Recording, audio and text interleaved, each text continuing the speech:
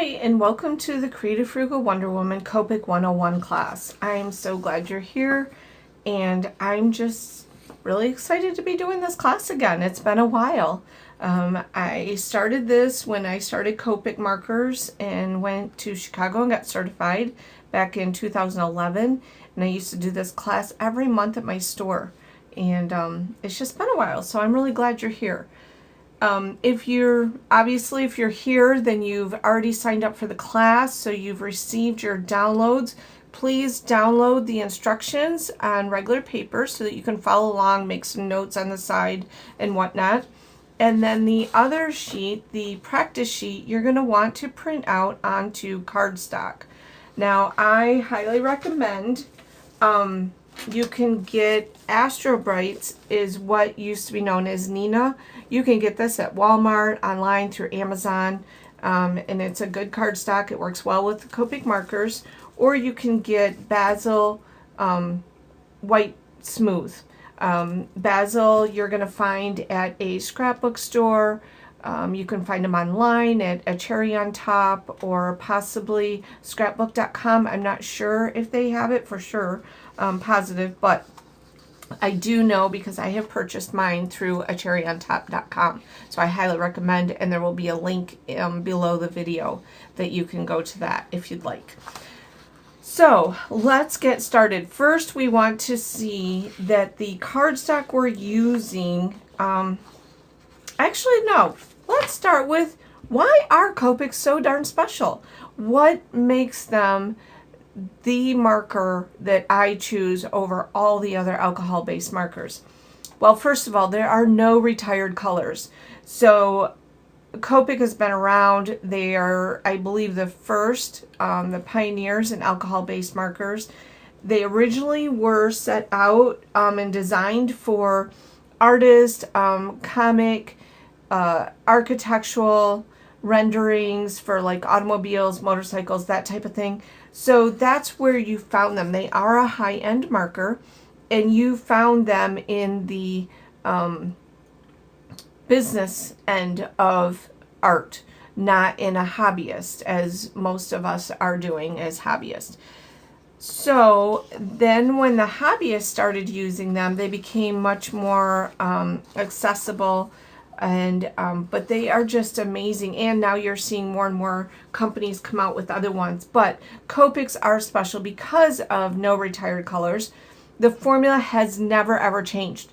So I don't care how old your YR09 is, you're going to be able to get a refill and it's going to match perfectly. Okay, so they're low odor, so you don't have to worry about the smell, and they're acid free. So if you want to use them in your scrapbooks, you can do that, and they're not going to damage anything there. So now let's decide, is this paper right for me? Okay, so I went ahead, and you can print your copy sheet, or your practice sheet, I'm sorry, onto your cardstock, and you can use the ink. So from your printer, I have a just a regular Brother, HP, any of those, Canon, they're all going to be fine. And you can use your Copic markers with this ink. What's nice about that is you can go on and you can download digital stamps if you wanted and color those items with your Copic markers and just print them out. So let's see what cardstock is right for us. First, this is how we're going to find out. You have a circle, and you're going to take a lighter shade. I have BG45. It does not matter. You just want two markers, a lighter and a darker shade, to do this test.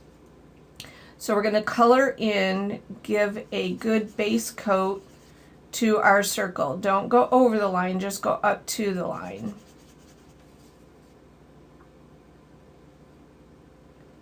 So funny, I'm so used to turning my paper around, but I'm trying to be more conscious of how it looks on the video.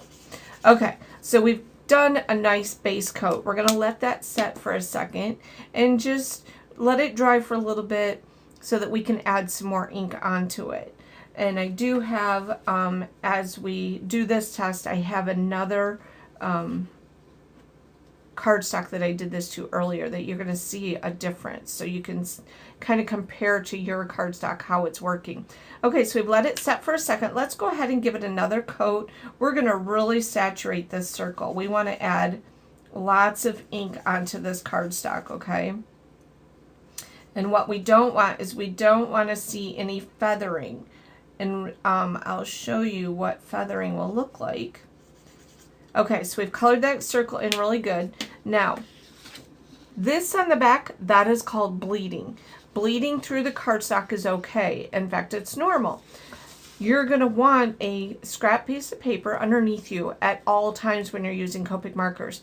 If you don't, the ink will hit the porous either glass or desktop, whatever's underneath you, and then soak up back into the paper. It wouldn't dry, and it would soak back up into the paper and come through your image, and you don't want that. So you want a scrap piece underneath. Doesn't matter if it's, you know, it can just be whatever cardstock. It's just, this is just a scrap piece that I had. It's not special, but I want it to soak up any ink so that it doesn't come back into the image that I'm working on. Let me show you. Here is a stamped image, and you're gonna see, let me see if I can get this up close here. Is that working? You're gonna see how this feathered. All right, so it went over the line and it just kind of feathered into the fibers of the paper. And we don't want that. We want a nice, clear, crisp line. So the second part of our testing is we're going to take our darker color. This one I use BG49, and we're going to color half of our circle. And what we're going to do is we want to see if this is going to blend on this cardstock. So I've got a nice little line there. Okay. The third step to this test is to go back to the BG45, and we're going to see if this is going to blend. So now what we want to do is to take little small circles and go back and forth over the light, over the dark, over the light, over the dark. And we're going to just cross over. And then you can color the whole thing in, going back over that line. And we want to see if that line disappears and we get, or sort of disappears, the harsh line. And we want to see that that's blending nicely, okay? So we might go over it a few times and we see that that is blending nicely. No harsh line. Yes, it's blended or bled through the back. That's okay. We've got our paper underneath to catch any extra. And now we have a nice blended circle that's not feathered over our line. The fourth step to this test is to take our colorless blender, and we want, whoops, we don't want the feather end. Here's another little tip. The paintbrush end, I mean. So the paintbrush end is always where that dark gray section is. The other end has no dark gray section in between the cap, and that is our chisel end, and that's what we want for this fourth step. Okay, so the fourth step is to take your chisel end and just set it down in the middle of your circle. And what we're looking for, we're going to hold it there a few seconds, what we're looking for is to push that color away from it and leave a lighter section.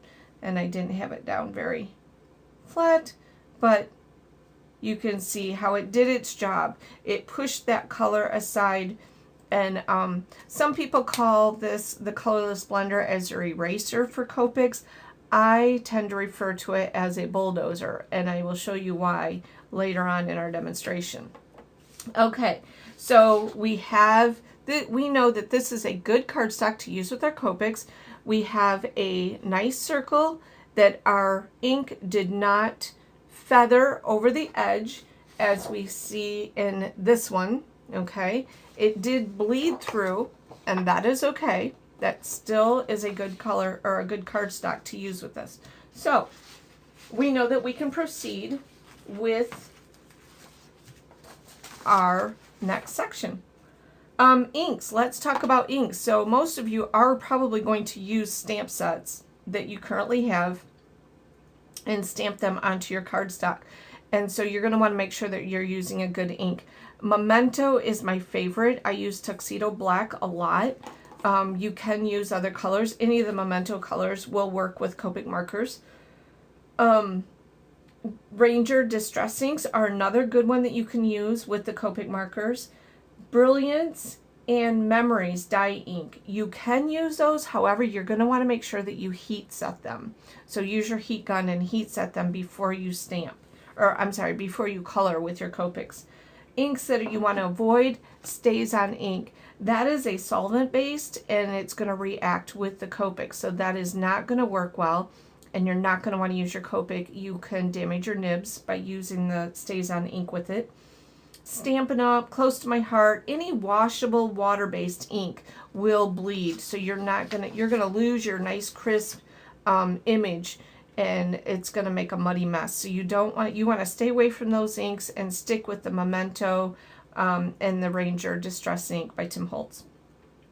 Now let's talk about Copic marker styles. There are numerous styles of the marker. So we have the Copic Original.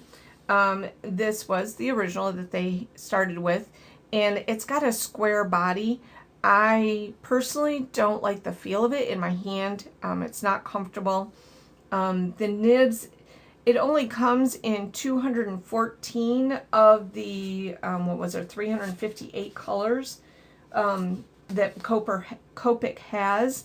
So it's not, one of the cons to that would be that it's not available in all the colors, but a pro is that it is customizable. It's the most customizable. Copic has 9 different nibs, so you could take this fine nib and replace it with a different nib. So that is the only Copic that has this narrow. All the other ones are wider. This would be a good one to replace with a super brush. So, the next is my favorite. That is the Copic Sketch. Let me get a colored one so you can see. Again, we talked about the gray being where the brush tip is. That's going to be the nib that you're going to use the most. So the Copic Sketch, it is available in all 358 colors. And what I really like is that the colors are all embossed, not just printed onto the caps. I store mine horizontally, so, and you'll see a picture of my storage at the end of this video. And I like that I can see. I have them all in order, and I like that I can see without getting them out to find the color on the side of the marker. So that's important to me. And it holds the same amount of ink as the Copic Original, and more than the Chow. So this is my favorite because it comes mostly in all the colors, and it feels comfortable in your hand when you're using it too. Next is the Chow marker. So the Chow was created with kids in mind, actually. It was introduced for the children. It costs about $2 less than the Sketch marker does, but it has a special safety cap, and this is so important. I mean, I just love how Copic really thought about this as a choking hazard. So the Chow cap is a double, and let me see, you can see that double section in there. So when you put the cap on, it seals it, so it's going to stay nice and moist. It's not going to dry out. However, if a child was to swallow this, can you hear that? Even if I swallowed this, I would be able to still get air in and out of my lungs and be able to breathe until they were able to get the cap that I choked on out of my throat, but I wouldn't die because I would still get air. So that is really cool that they thought about that. The bad part about it is that not so much on the brush tip, but on the Sketch tip, can you see my nib? See that end there, right on the short end? It catches. If you're not careful, it catches in that inner cap, and so it damages the nib, and so you have to replace them more often.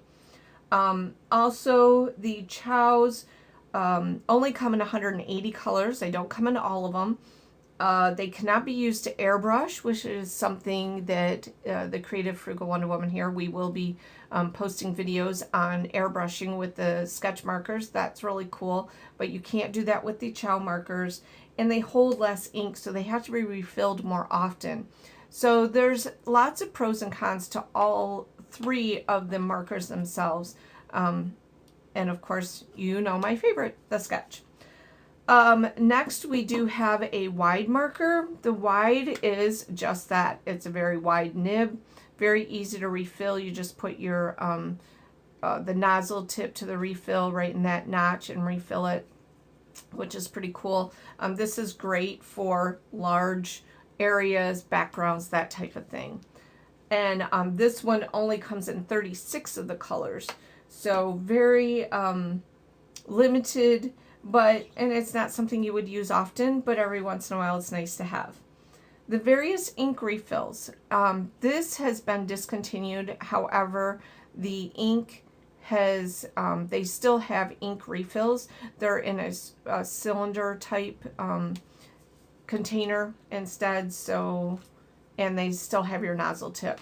So still same idea. They just look a little bit different than mine, because mine are older.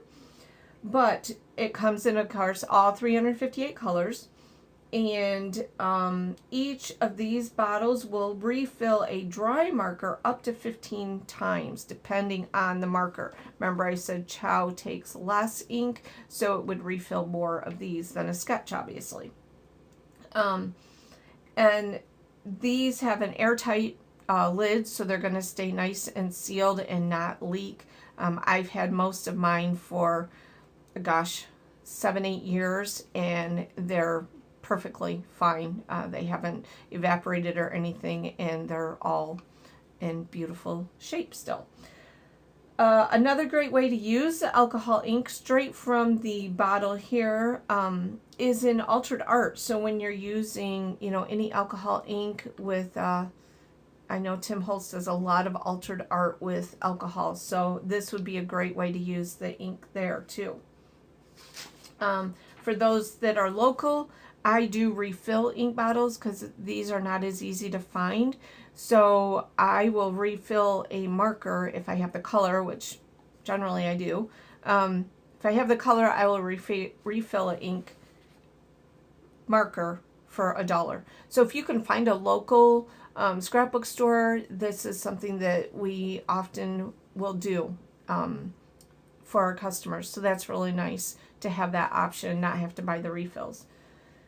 Cleaning up, well, storage. Let's talk about storage. You can store them horizontally or vertically. It does not make a difference to the marker. It's going to perform the same. There's not going to be any side effects. Again, like I told you, I do store mine horizontally just because that is the type of storage unit that I have, and it just works really well for me. Clean up. You can clean any of the, you know, if you get marker on your hands or on the barrel of or the cap, you can use alcohol prep pad to clean it up. Or if you spill any on a desk, just use some alcohol and it will come right off with a cotton swab. Replacing the nibs. So you can get replacement nibs if you damage one.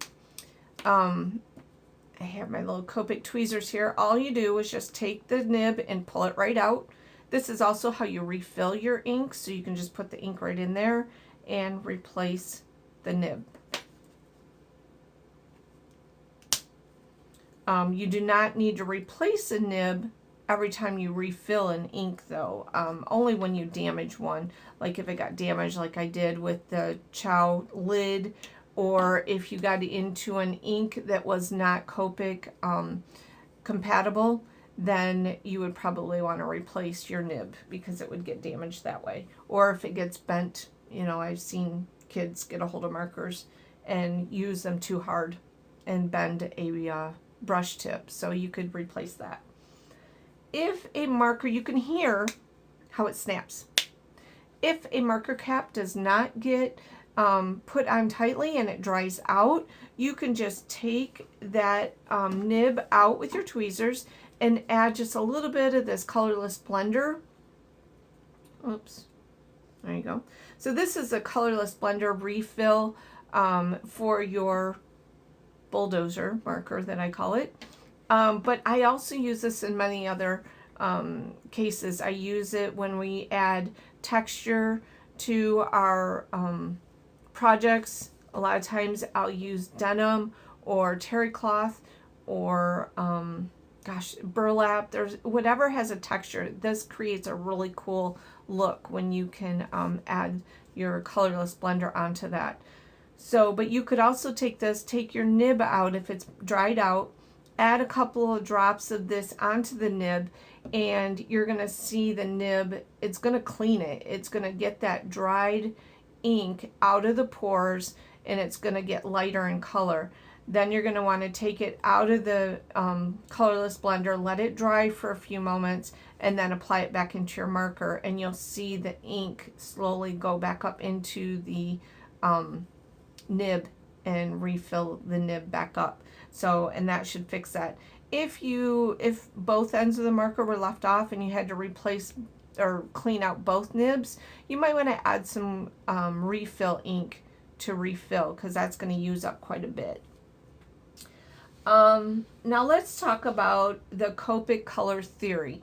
I have a lot of other people ask me about some of the other alcohol ink markers and how to use them, and I don't know what their color theory is. So I've looked at them and I don't understand where they're coming from. So this is another reason why I really love Copic. It's very straightforward, easy to, it's an easy concept to follow. First, you're going to look at the color letter. So each one has a different letter to begin with. So YR is for yellow, orange, R for red, V for violet, B for blue, G for green, YG for yellow, green, so on and so forth. And then there's E is for earth tones. All the color families except for E follow the same basic rules, okay? So the first number, oops, I have these mixed up. Okay, so the first number, in this case, it is 0. I'm trying to see if we can get that focused in. No? Oh, there we go. Okay, YR0. So the 0 is your saturation or your intensity number. If you look at the Copic color wheel, as I have here, you're going to notice that the colors out at the edge of the wheel, which are your 0, and then it goes 1, 2, 3, 4, up to 9. So YG03, YG13, YG23. The closer it gets to the center, the grayer that gets, the gray tones it starts coming to. So if you want brighter colors, you want to stay on the outside of the wheel, which is a lower number. The first number, the saturation number, is lower, okay? 0, going 0 to 9. The second number, and the second, third, fourth, fifth sometimes, is your brightness. So that's going to see how bright that color is. So we have YG04, YR04, YR07, YR09, okay? So you can see that the 04 is lighter, 07 is darker, and the 09 is darkest in that color family. So how do you apply the number systems to work? You want to think about your images and what you're coloring before you start picking out your markers. If you're coloring a more earthy or muted image like forest or an antique picture, you're going to want to go to the choose colors that are less saturated. So the higher numbers, they're going to be the darker tones. Let's see, here's a good one. The 59, you can see how much darker, even though it's an R, a red and not a yellow red, you can see that the 5 is much darker tones than the 09, okay?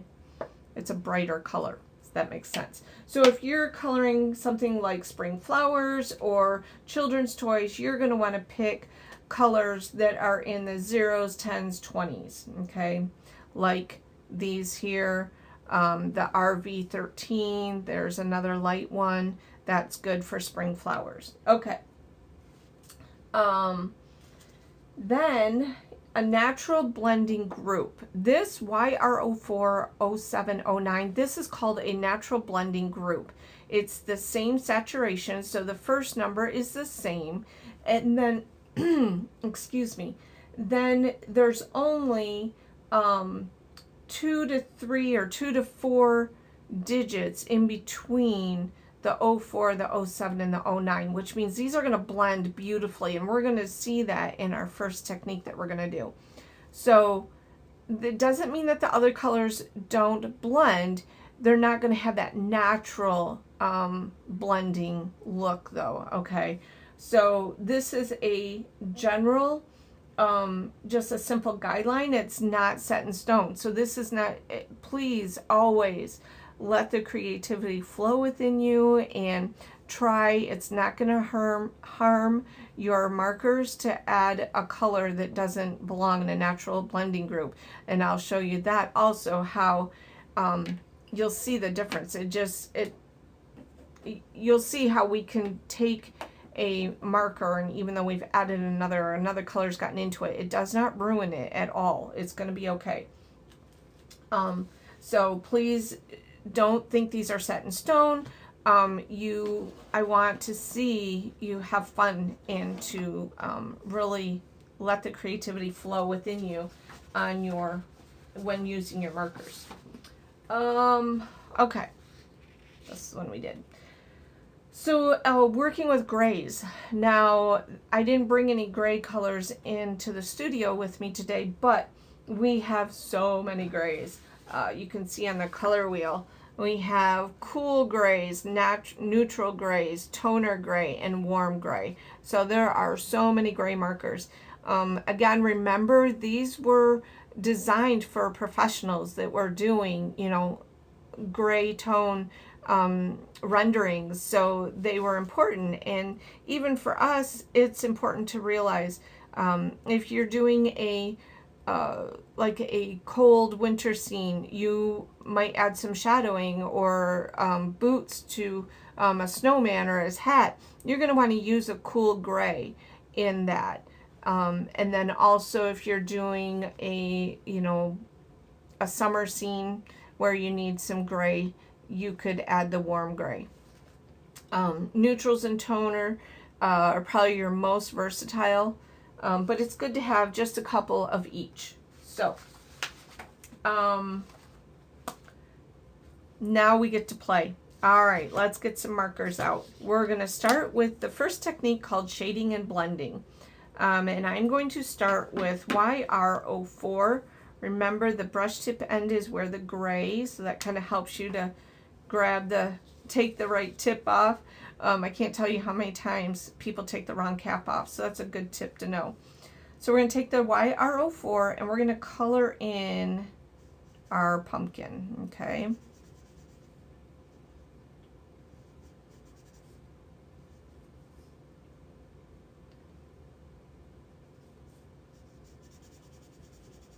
So I like to do just short little circular motion. It gets a nice base going there for you. And I love that if you angle, the more you angle your marker, the wider coverage you're going to get from your brush tip. So if I lay it down more horizontal, I'm going to get more coverage. But if I bring it up higher, then I'm going to get a fine tip that I can get into those small areas.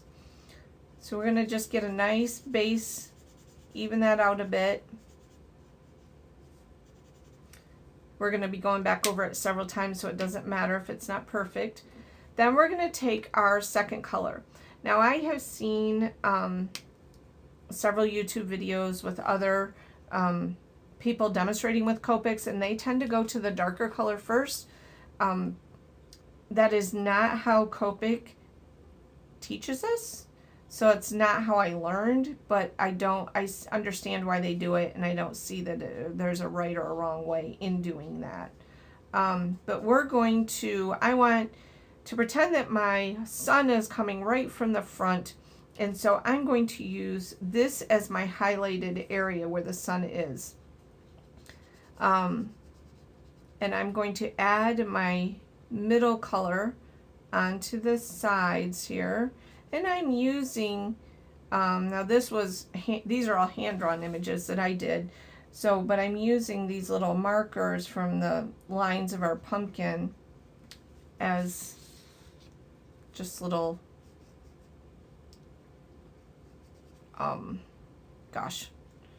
indicators where to go. And watch your stamps also. You're going to see, you know, where they've added some shading or a crook in an arm or whatever, and you're going to use those as places that you're going to add your darker colors. And you're going to, as you work more with it, you're going to understand that that is where there was shading coming in. Again, now we're going to go to the YR09 and go to our least, the area that is affected least by the sun, let's put it that way, or by the light. So we're going to go all the way out to the edge and add that.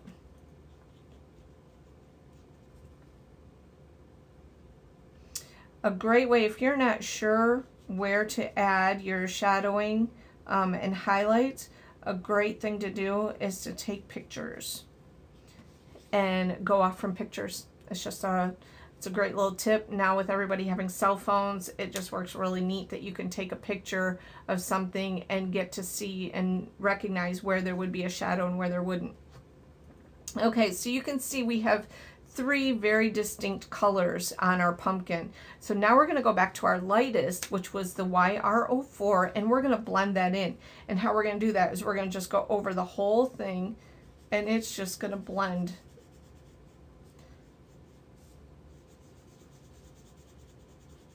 Might have to go over those lines a few times to get that paper really wet and get it to blend.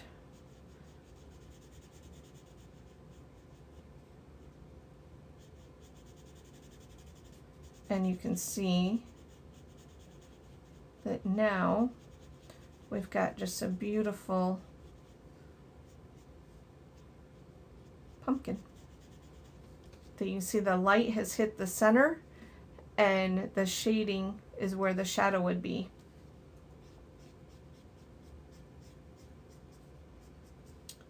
Alright, so I want to, let's do this. I have a little bit of an edge there, but I'm going to take that out just a little bit more because I want to show you here in a minute. We're going to let that dry.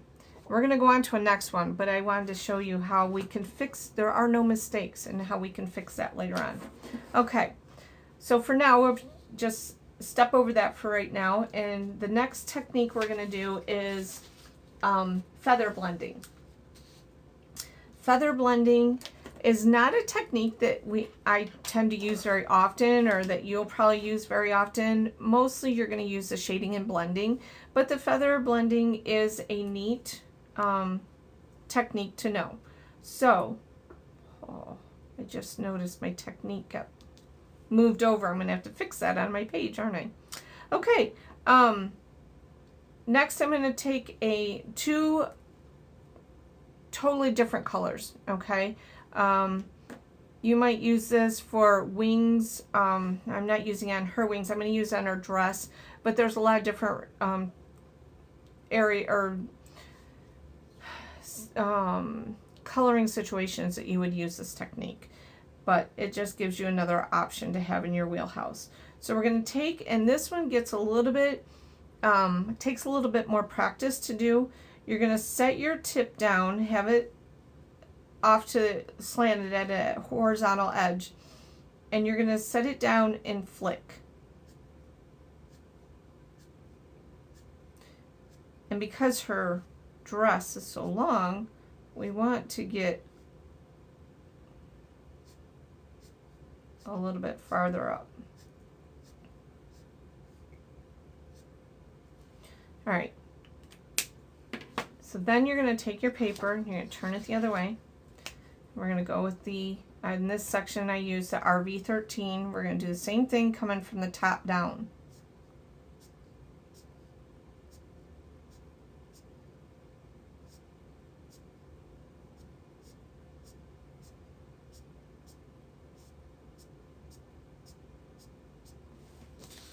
And then you can come back if you wanted the V09.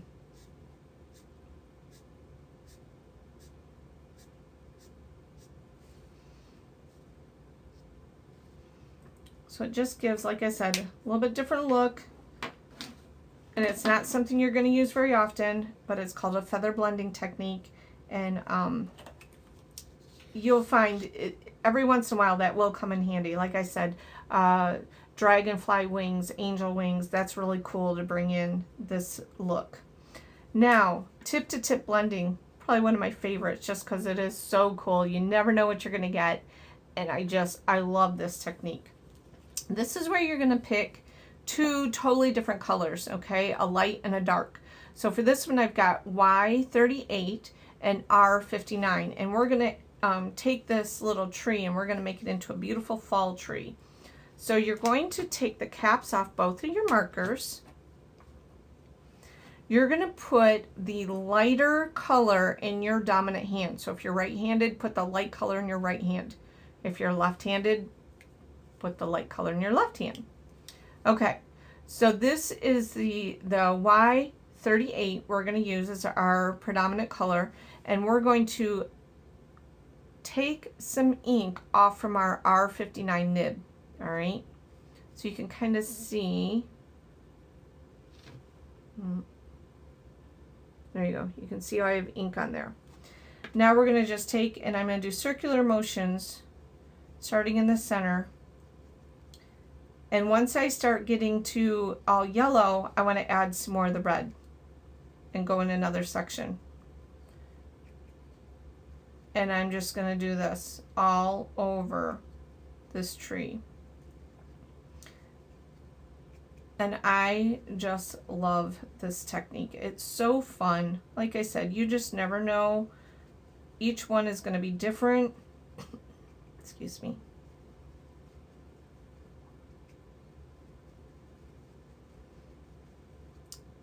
This is also a great technique to use if you are coloring a small area. If you have a very thin image, but you don't want it to just be, you know, one color, this is a great way to add some variation. We just, in our Copic club in January, we did this technique on a stamp. It had a sled and the skis were very narrow, but I didn't want to just be a one color of gray. So now I want to add a little bit more red in there, so I can just come back, add some more color.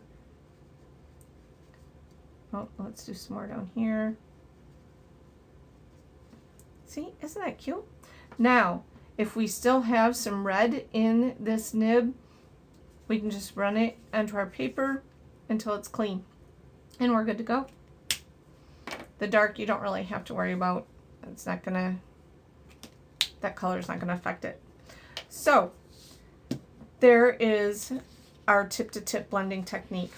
Now another way to do tip to tip blending is with our wide marker. This is so fun.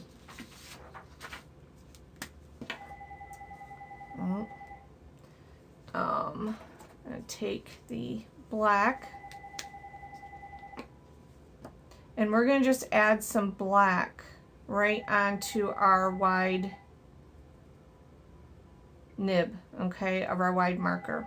Now I'm just setting it on there for a second. And I'm moving up the nib, okay? So now what I can do, see that? Isn't that cool? So we can get a different look and just make like a plaid, or you could do a rainbow and then just run this until the black is out. And then you're good to go. And then it's all green again. So that really opens up some options of different things that you can do. The tip to tip is very fun. The blending, again, is one of the things that you're going to do the most. Let's go back to the colorless blender and talk about the eraser, as some people call it. Again, I think that is a very misleading representation of what the colorless blender actually does. So I've dubbed it the bulldozer. It does fix mistakes though. Remember our pumpkin, how we went out of the lines there a little bit? So I want to show you, I'm going to take this colorless blender, and you don't want to, remember it's a bulldozer, so you don't want to start in the middle of your ink. You want to start behind your ink, because what we're doing, and you want to lay some ink down and then get a little bit closer, lay some more ink down and come back, lay some more ink down. What you're doing is you're pushing that, okay? You can just take your tip and you're pushing that ink back into where it needs to be. And you can just run your colorless blender off to the side to clean it. Let that dry for a few moments. If it's still not as clean as you want it, you can go back and do it again, but you want to make sure you let it dry in between so it doesn't, it'll get all muddied up if you don't. But this is a great way to fix any areas that you don't like where the ink came out. So play with this. You can practice on all kinds. I'm sure as you've practiced on your sheet, you've gone outside the lines a little bit and maybe several different areas. And so you can go back and play with this colorless blender. Okay. Oh, also the colorless blender, you can use that as to create patterns. Like I said, we did it with denim and terry cloth or burlap using the colorless blender refill, but you can also just use your marker if you want, and you can take and just lay it down like we did in the circle testing. Just lay it down and we can make a little herringbone pattern on her skirt. It's just kind of fun. The possibilities of using your Copic markers are endless. You can always come back now and push that, because it pushed the ink out and I want to push it back in now. Okay, so I hope you've enjoyed this Copic 101 class. I absolutely love the Copics. They've just been I just can't even explain. It's so therapeutic to sit and to color and to, especially in this crazy world that we have today, and to create a beautiful card that I can send to a friend and maybe uplift her, or in time of sorrow, or, just to let people know you're thinking of them. It's so important. People just don't do cards anymore. And I think it's very, very important that we get back to that. So I look forward to seeing your projects, and please remember that if you, oh, by the way, I almost forgot, join my Copic Club. Each month I have, I create a card, and I will show a sample of my Copic Club at the end of this video. But each month I create an image that I've colored, and I will send you a hand-stamped image. I will send you a newsletter and an idea sheet and a step-by-step instructions on how to do that image. So if you would like to join my Copic Club and receive that each month, I would love to have you in that. And so that link will be below this video, or you can find it on your the end of your instruction sheet too. So I hope that you have a blessed day and that you enjoy your Copic markers, and I can't wait to see your creations. Bye now.